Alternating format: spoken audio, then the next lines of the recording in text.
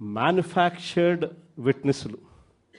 అంటే ఒక నేరంతో ఒక మనిషికి సంబంధం ఉండదు, కానీ ఏకంగా వీళ్ళకి సంబంధించిన ఒక వ్యక్తిని క్రియేట్ చేస్తున్నారు.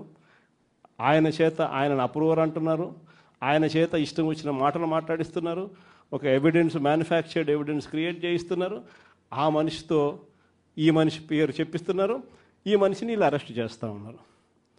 ఇంతవరకు ఎప్పుడు హిస్టరీలో ఇటువంటి కార్యక్రమాలు ఎప్పుడు జరగల.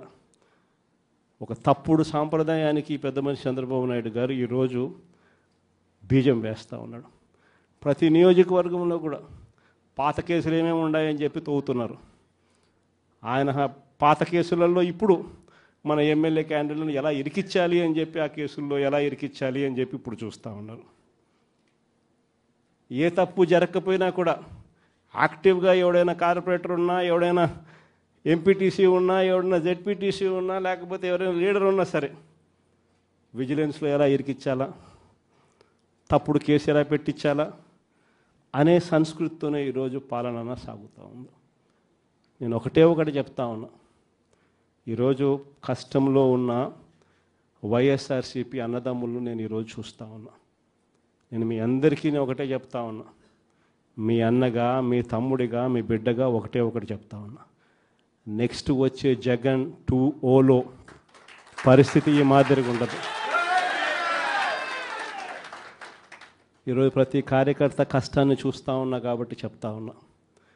ఇంతకుముందు మన హయాంలో మనం వచ్చే టయానికే కోవిడ్ మహమ్మారి మధ్యలో 2019 జూన్లో మనం ప్రమాణ స్వీకారం చేశాం. ఆ తర్వాత ఆ మార్చిలోనే ముగియక మునిపే, ఒక సంవత్సరం కూడా సరిగ్గా ముగియక మునిపే 2020 మార్చి వచ్చేసరికి వెంటనే కోవిడ్ వచ్చింది. ఆ తర్వాత 2 సంవత్సరాలు కోవిడ్తో మనం యుద్ధం చేయాల్సిన పరిస్థితుల మధ్య మన పాలన సాగింది. బహుశా కార్యకర్తలకు అనుకున్న మేరకు బహుశా నేను చేయలేకపోయి ఉండొచ్చు, కానీ ఇవాళ ఒకటే చెప్తా ఉన్నా, ఈరోజు ఈ కష్టాన్ని చూసిన వ్యక్తిగా చెప్తా ఉన్నా, రేపొద్దున ఇలా ఉండదు. రేపొద్దున జరిగే ప్రతి విషయంలోనూ వైఎస్ఆర్సీపీకి కార్యకర్తే నెంబర్ 1గా ఉంటాడని మాత్రం ఖచ్చితంగా చెప్తా ఉన్నా.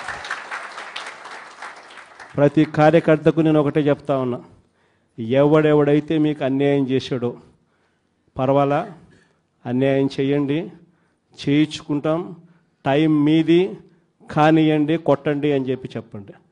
ఆడు ఎవడు ఏం చేస్తా ఉన్నాడో పేరు రాసుకోండి. రెడ్ బుక్ అని నేను చెప్పను, కానీ పేరైతే రాసుకోండి. మీరు ఏ బుక్లో రాసుకున్నా పర్వాలా, పేరైతే మీరు రాసుకోండి.